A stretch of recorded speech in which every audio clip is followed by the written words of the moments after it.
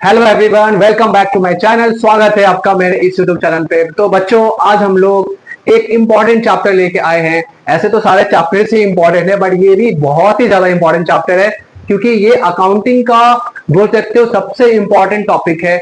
और ये बेस बहुत ज्यादा क्लियर होना चाहिए। बहुत सारे बच्चे ये चैप्टर से बहुत भागते हैं, घबराते हैं।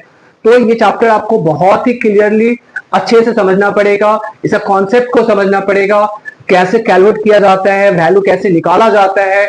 बहुत ही इंपॉर्टेंट चैप्टर है आपके हर एक आने वाले, मतलब अगर आपको अकाउंट्स में कमांड रखना है तो जर्नल एंट्री के साथ साथ ये डेप्रिसिएशन भी जो है ना, बहुत ही ज्यादा इंपॉर्टेंट है। नाम से सब आप समझ रहे होगे, फर्स्ट टाइम सुन रहे होगे कि डेप्रिसिएशन होता क्या है। तो देखिए, आज का हम लोग चैप्टर ही है डेप्रिसिएशन। ठीक है, अकाउंटिंग फॉर डेप्रिसिएशन। तो डेप्रिसिएशन क्या होता है, आप लोग फर्स्ट टाइम सुन रहे हो। तो चलिए आज का सेशन हम लोग स्टार्ट करते हैं। डेप्रिसिएशन का मीनिंग जानते हैं कि डेप्रिसिएशन का मतलब होता क्या है। तो डेप्रिसिएशन का मतलब क्या होता है कि depreciation is the gradual decrease in the value of fixed assets over its useful life due to wear and tear and obsolescence. तो क्या हो रहा है कि डेप्रिसिएशन क्या है, वो फिक्स एसेट्स, कोई भी फिक्स एसेट्स, ये तो पता होगा आपको, फिक्स एसेट्स याद रहे, फिक्स एसेट्स का बात हो रहा है यहाँ पे, करंट एसेट्स का नहीं, फिक्स एसेट्स। फिक्स एसेट्स का वैल्यू क्या होता है, एक सर्टेन टाइम के लिए क्या होता है, सर्टेन टाइम तक धीरे धीरे धीरे करके क्या उसका वैल्यू कम होता चला जाता है। अब वो कम होता चला जाता है तो उसके क्या कारण, बहुत सारा कम होने का कारण है। एक हो सकता है कि वियर एंड टियर, मतलब ज्यादा से ज्यादा आप उसको इस्तेमाल करोगे, वियर करोगे, टियर वियर एंड टियर होगा, जितना ज्यादा यूज होगा उतना ज्यादा उसका वैल्यू क्या होगा, कम होगा, कम होता चला जाएगा। या फिर वो आउटडेटेड हो जाएगा। अपडेट क्या है, वो पुराना हो गया, आउटडेटेड हो जाएगा, ऑब्सोलेंस हो जाएगा, ऑब्सोलेट हो जाएगा। तो फिर क्या होगा, तब भी उसका वैल्यू डेप्रिशिएट करता है, फॉल करता है। तो डेप्रिसिएशन का मतलब क्या हुआ कि depreciation is the gradual decrease in the value of fixed assets over its useful life due to wear and tear और obsolescence। आप ये सोच रहे हैं यूजफुल लाइफ क्या है, तो ये आपको पता होना चाहिए कि कोई भी जो फिक्स एसेट्स होता है ना, इसका एक लाइफ होता है। जैसे हम लोग घर में टीवी लेते हैं या एसी खरीदते हैं या फ्रिज लेते हैं, उसका लाइफ होता है ना।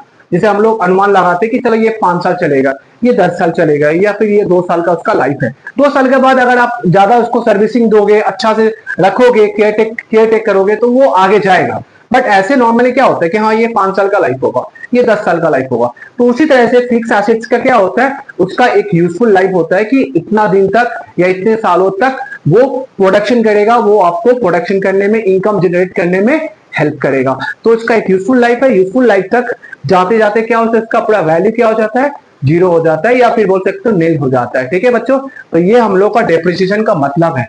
अब हम लोग का अब क्वेश्चन आता है कि हम लोग डेप्रिसिएशन क्यों बनाते हैं, क्यों, अगर फिक्स एसेट्स है तो फिक्स एसेट्स का वैल्यू अगर फॉल करता जा रहा है तो उसको हम लोग डेप्रिसिएशन बोलते हैं। तो ठीक है, तो हम लोग अकाउंट्स में डेप्रिसिएशन क्यों कंसीडर करते हैं, क्या कारण क्या है। तो क्या कारण है, पहले हम लोग क्या इसका कारण जानते, चलिए तो इसका कॉजेस जानते हैं हम लोग। कॉजेस क्या है, कॉजेस ऑफ डेप्रिसिएशन। डेप्रिसिएशन किसका होता है, causes of depreciation of fix assets, right. ये आपको दिमाग में बैठा के रखना है कि सिर्फ फिक्स एसेट्स का ही डेप्रिसिएशन होता है, करंट एसेट्स का नहीं। तो कॉजेस होने का कारण क्या है, तो सबसे पहला पॉइंट है इसका वियर एंड टियर। मतलब जितना ज्यादा इसका यूज होगा उतना ही ज्यादा वो खराब होता चला जाएगा, उसका वैल्यू फॉल करता चला जाएगा। वियर मतलब यूज करना, टियर मतलब खराब होते चले जाना। वियर एंड टियर, जितना ज्यादा यूज करेगा उतना ज्यादा इसका वैल्यू फॉल करेगा। ये हो गया। दूसरा क्या है, lapse of time. Lapse of time, या फिर आप बोल सकते हो पैसेज ऑफ टाइम, है ना। पैसेज ऑफ टाइम मतलब समय बीतता चला जाएगा, समय जितना बीतेगा उतना ज्यादा उसका वैल्यू क्या हो जाएगा, कम होता चला जाएगा। अगर ये नहीं कि आप जैसे मान लीजिए, अब ऐसा है कि आज मान लीजिए, आज डेट में आप एक मशीन खरीदते हो, या मान लीजिए मशीन नहीं, चलिए एक कार खरीदते हो। आज कार खरीदे, आज कार खरीद के लेके आए और आप सोचे कि चलिए हम कार चलाएंगे। आपको सडनली पता चला कि भाई आपको कहीं जॉब ऑफर आया, तो आप मान लीजिए मुंबई चले गए या फिर इंडिया से बाहर चले गए। अब एकदम ब्रांड न्यू कार लेके आए। अब वो कार लेके आए, अब आप कार लाके अब गैरेज में रख दिया, फिर इसके बाद आप कहाँ चले गए, फॉरेन चले गए, जॉब में चले गए। अब अगर आप 2 साल के बाद वापस रिटर्न आ रहे हो तो आप सोचे हो कि कार तो यूज किए नहीं है, कार तो मेरा वैसा का वैसा ही है। तो जिस समय आप जो प्राइस में आप कार खरीदे थे, अगर मान लीजिए वो, अगर आप उसको कार को बेचना चाहोगे तो क्या उसका वैल्यू मिलेगा? आप क्या बोलोगे? मैं तो कार यूज किया ही नहीं, मैं तो 2 साल तक इसको यूज भी नहीं किया, लेके आया गैरेज में डाल दिया, इसके बाद मैं यूज किया ही नहीं। इसका मतलब मुझे तो वैल्यू मिलना चाहिए। मैं अगर अगर इसको खरीदा था, अगर मान लो 1 करोड़ में खरीदा था, तो मुझे इसका प्राइस 1 करोड़ से ज्यादा मिलना चाहिए। ऐसा हो सकता है क्या? पॉसिबल है? नहीं। क्यों पॉसिबल नहीं है? आप क्या बोलोगे? मैं तो यूज किया नहीं, बट यूज होने से नहीं होगा। आप यूज नहीं किए, लेकिन एक और चीज हुआ है, समय गया है ना, 2 साल का टाइम चला गया, passage of time, lapse of time, time बीतने के साथ साथ फिक्स एसेट्स का भी वैल्यू फॉल करता है। ठीक है बच्चों, तो ये हुआ लैप्स ऑफ टाइम। अब लैप्स ऑफ टाइम हुआ, दूसरा क्या है? Change in technology. Change in technology, technology में भी चेंज आने से भी फिक्स एसेट्स का वैल्यू फॉल करता है। आप बोलोगे कैसे? जैसे अभी एग्जांपल ही आप तौर पे ले लो, फोन का एग्जांपल ले लो। अभी कितने को पास सब ये कीपैड फोन है? मैक्सिमम के पास अभी स्मार्टफोन है। अभी कितनों के पास ये 2G फोन है, 3G फोन है क्या? मैक्सिमम अभी सभी जो भी है, जो यूज करने वाला या 4G है या 5G फोन चल रहा है। तो इसका मतलब क्या? अगर आप मान लीजिए कि आप 4G फोन या फिर 5G फोन है आपके पास, चलिए आज मार्केट से आप खरीद के लेके आए 5G फोन, 5G फोन लेके आए, आप खरीद के लेके आए, 1 सप्ताह के बाद पता चल रहा है कि 6G लॉन्च हो गया। अब क्या करोगे फिर? ये जो 5G का जो आप खरीद के लेके आए हो, क्या उसका वैल्यू फॉल करेगा कि नहीं करेगा? अगर आप उसको बेचना चाहोगे मार्केट में, कि या किसी अपने दोस्तों को भी जगह देना चाहोगे कि भाई मैं तो जस्ट अभी 1 सप्ताह ही हुआ खरीद के लेके आया, अब मुझे ये यूज नहीं करना है, अब तुम खरीदना चाहोगे तो मुझसे खरीद लो। क्या वो खरीदना चाहेगा? खरीदना चाहेगा भी, तो क्या वो इतना प्राइस देगा जितना आप चाहते हो? बिल्कुल नहीं। क्यों? क्योंकि टेक्नोलॉजी में चेंज आ गया है भाई। अब 5G का जमाना नहीं है, अब 6G का जमाना आ गया। तो वो जिसको पता है कि अभी 6G चल रहा है, तो 5G मैं क्यों लूं? वो तो आउटडेटेड टेक्नोलॉजी हो गया ना। तो टेक्नोलॉजी में अगर चेंज आता है तो बहुत सारे फिक्स एसेट्स का वैल्यू ऑटोमेटिक फॉल कर जाता है, गिर जाता है। तो ये हो गया चेंज इन टेक्नोलॉजी, ये हो गया लैप्स ऑफ टाइम, ठीक है, passage of time, wear and tier. तो ये सब बेसिक है। और भी है, आप बोल सकते हो changing government policy, changing government policy regarding, बोल सकते हो आप रिगार्डिंग टैक्स, और इंडस्ट्रियल पॉलिसी बोल सकते हो, इंडस्ट्रियल पॉलिसी। और भी है taste and preference, taste and preference of किसका? कस्टमर, या फिर आप बोल सकते हैं यूजर्स का। ये सब क्या है? अब आप सोच रहे हो चेंज इन टेक्नोलॉजी, तो समझ में आया। क्या चेंज इन गवर्नमेंट पॉलिसी से भी होता? ऑब्वियसली होगा। आप कोई चीज का, आप कोई फैक्ट्री खोले हो, या फैक्ट्री खोले हो, कोई कारखाना है आप खोले हो, अब जो खोले गवर्नमेंट का क्या है, उसके अगेंस्ट में आप कोई लॉ पॉलिसी लेके आया गवर्नमेंट।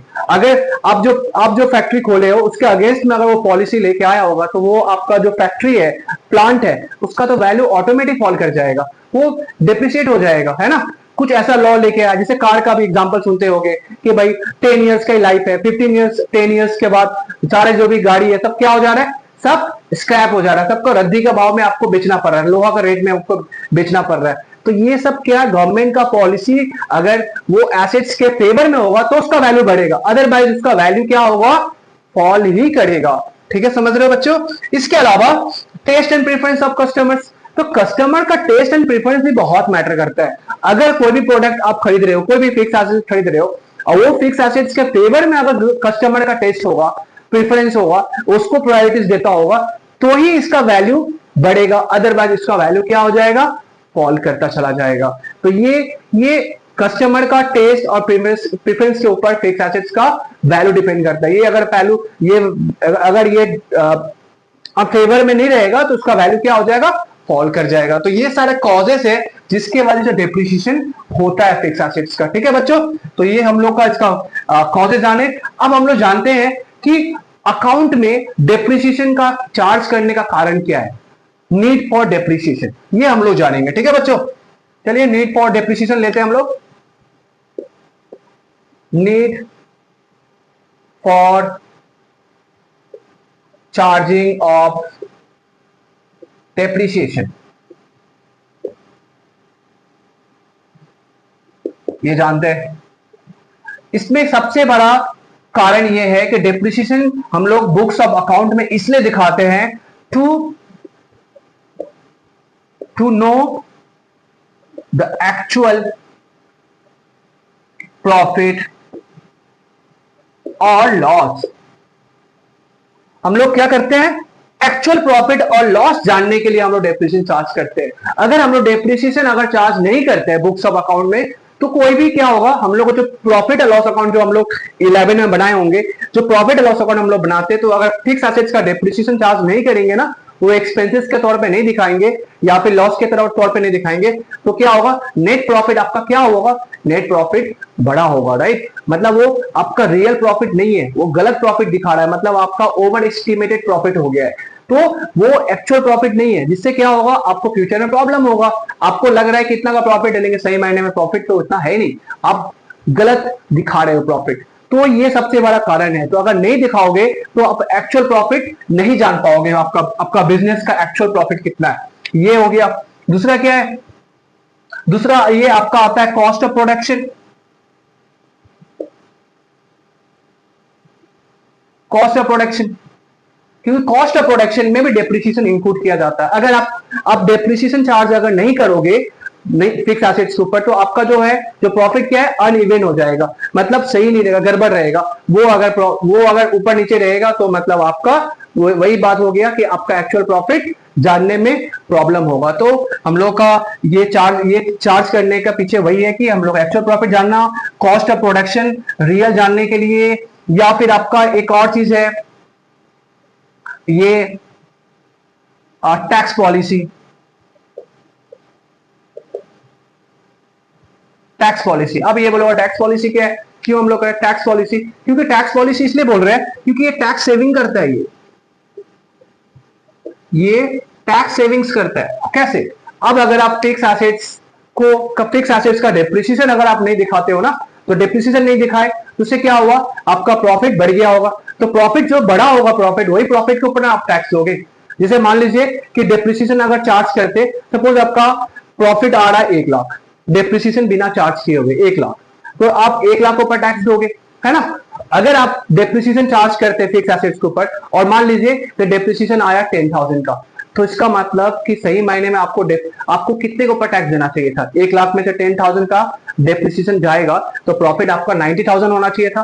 तो आपको 90,000 के ऊपर टैक्स देना चाहिए था, ना कि 1 लाख के ऊपर टैक्स देना चाहिए था, है ना बच्चों। तो इससे क्या हो रहा है, इससे ये हो रहा है कि अगर हम डेप्रिसिएशन चार्ज करते हैं तो उससे मेरा टैक्स सेविंग्स होता है, मुझे टैक्स बचत होगा, टैक्स में मेरा बेनिफिट मिलेगा, टैक्स बेनिफिट मिलता है, ठीक है। तो सबसे बड़ी बात है ना, क्या है इसका टैक्स बेनिफिट है, इसका टैक्स बेनिफिट है। तो ये सब कारण है जिसका जरूरत है हम लोग को डेप्रिसिएशन बुक्स ऑफ अकाउंट में कंसीडर करने के लिए। सबसे मेन कारण वही एक्चुअल प्रॉफिट है, और इसके अलावा कॉजेस तो आपको बता दिए। अब ये मीनिंग ऑफ डेप्रिसिएशन भी हो गया। अब हम लोग जानते हैं कि कैसे हम लोग को बुक्स ऑफ अकाउंट में, हम लोग का जो 11 में हम लोग का बुक्स ऑफ अकाउंट में कैसे इसको रिकॉर्ड करते हैं, ठीक है। तो उसका हम लोग मेथड जानते हैं कि डेप्रिसिएशन चार्ज करने का कितना सारा मेथड है। चलिए इसको मिटा देते हैं, रब कर देते हैं। चलिए तो इसका हम लोग मेथड जानते हैं, मेथड फॉर चार्जिंग डेप्रिसिएशन। तो मेथड है, 2 टाइप का मेथड है हम लोग का 11 का, ठीक है। हम लोग का 2 ही मेथड जानेंगे, ऐसे तो बहुत सारा मेथड है, बट हम लोग का 11 का सिलेबस में 2 ही मेथड है। तो पहला मेथड जो है हम लोग डेप्रिसिएशन चार्ज करने का तरीका, कैसे हम लोग डेप्रिसिएशन निकालेंगे, डेप्रिशिएट करने का क्या क्या तरीका है। तो 2 तरीका है जिससे हम लोग डेप्रिसिएशन कर सकते हैं, निकाल सकते हैं, वैल्यूएशन कर सकते हैं कोई फिक्स एसेट का कितना वैल्यू है। तो एक मेथड है, उस मेथड का नाम है स्ट्रेट लाइन मेथड, जिसको हम लोग शॉर्ट में SLM भी बोलते हैं, ठीक है। इसका और एक नाम है जिसको हम लोग बोलते हैं ओरिजिनल कॉस्ट, और इसका और एक नाम से जाना जाता है फिक्स्ड इंस्टॉलमेंट मेथड। ये तीनों में से आपका कोई भी नाम से लिखा रहेगा, समझ जाइए वो एक ही मेथड है, ठीक है। कई शब्द में आपका लिखा रहेगा स्ट्रेट लाइन मेथड, कहीं लिखा रहेगा फिक्स्ड इंस्टॉलमेंट मेथड, कहीं ओरिजिनल कॉस्ट मेथड लिखा रहेगा, ठीक है बच्चों। तो ये दिमाग में आपका बैठा के रखना, एक ये मेथड है। दूसरा मेथड का नाम है रिड्यूसिंग बैलेंस मेथड, ठीक है, या उसका एक और नाम है डिमिनिशिंग बैलेंस मेथड, इसका और एक नाम है रिटन डाउन वैल्यू मेथड। तो ये दो मेथड है, ये दो मेथड हम लोग और डिटेल्स में जानेंगे, उसका मतलब हम लोग जानेंगे, उसका डिफरेंसेस हम लोग और डिटेल्स में नेक्स्ट क्लास में हम लोग करेंगे। अभी इससे रिलेटेड प्रैक्टिकल सम्स लेकर हम लोग समझने की कोशिश करेंगे दोनों का बीच का डिफरेंसेस। ठीक है बच्चों, इसमें एक और टॉपिक है, तो एक और चीज है जो थोड़ा क्लियर कर लेना चाहते हैं कि याद रहे कि हम लोग का कभी कभी जो टर्म ना डिफरेंट डिफरेंट वर्ड यूज किया जाता है, डेप्रिसिएशन, कहीं एमोर्टाइजेशन और कहीं डिप्लीशन यूज किया जाता है। तो ये याद रहे कि डेप्रिसिएशन जो हम लोग वर्ड ज्यादातर यूज करते हैं टैंजिबल एसेट्स के केस में, जो भी टैंजिबल एसेट्स है लाइक गुड्स, है ना, गुड्स में मतलब लाइक क्या प्लांट, मशीनरी, लैंड, बिल्डिंग, ये सब क्या है, ये सब टैंजिबल एसेट्स है। तो टैंजिबल एसेट्स के केस में हम लोग वर्ड यूज करेंगे डेप्रिसिएशन। डेप्रिसिएशन का मतलब भी होता है वैल्यू गिरना, फॉल कर जाना। एमोर्टाइजेशन का मतलब ही है वैल्यू फॉल कर जाना, और डिप्लीशन का मतलब ही होता है वैल्यू फॉल कर जाना। बट हम लोग टर्म अलग अलग यूज करते हैं। हम लोग एमोर्टाइजेशन का वर्ड यूज तब करेंगे जब वो इनटैंजिबल एसेट्स होगा। इसका मतलब कि अगर कॉपीराइट है, पेटेंट राइट है, तो हम लोग वहां पे क्या वर्ड यूज करेंगे, अमोर्टाइजेशन यूज करेंगे। ठीक है, वहां पे डेप्रिसिएशन वर्ड यूज नहीं करेंगे अगर इनटैंजिबल एसेट्स होगा तो। अगर उसी तरह से कोई नेचुरल माइंस है, नेचुरल रिसोर्सेज है, लाइक क्या कोल माइंस, कोई कोल माइंस है, कोई गोल्ड माइंस है, ठीक है, कोई भी ऑयल है, ऑयल जहां पे ऑयल एक्सट्रैक्शन होता है, तो कोई भी माइंस होगा तो वो माइंस के केस में हम लोग डेप्रिसिएशन वर्ड यूज नहीं करेंगे, क्या होगा, डिप्लेशन होगा। क्योंकि आप जितना ज्यादा माइंस आप निकल, माइंस जो कोल माइंस होता है उसमें जितना कोयला निकलता जाएगा, उसका जो कोयला का जो खदान है उसका वैल्यू क्या होगा, फॉल करते चले जाएगा। तो उसको क्या बोलेंगे हम लोग, डिप्लीशन। तो ये टर्म आप ध्यान में रखिएगा। डेप्रिसिएशन हम लोग यूज करते हैं टैंजिबल एसेट के केस में, एमोर्टाइजेशन हम लोग यूज करते हैं इनटैंजिबल एसेट के केस में, और नेचुरल रिसोर्सेज के केस में हम लोग डिप्लीशन वर्ड यूज करते हैं। ठीक है बच्चों, तो उम्मीद करते हैं आज का जो सेशन है आपको समझ में आया होगा। आपसे आपका जो डेप्रिसिएशन से जो भी रिलेटेड इशू होगा, बेसिक कॉन्सेप्ट आपके क्लियर हो गए होंगे। अगर फिर भी डाउट है तो आप कमेंट सेक्शन में अपना सवाल जरूर पूछिएगा। ठीक है, और आपको वीडियो पसंद आया हो तो लाइक कर दीजिएगा और अपने दोस्तों के साथ शेयर भी कर दीजिएगा। और जो बच्चे न्यू जुड़े हैं इस चैनल पे वो सब्सक्राइब करना ना भूले।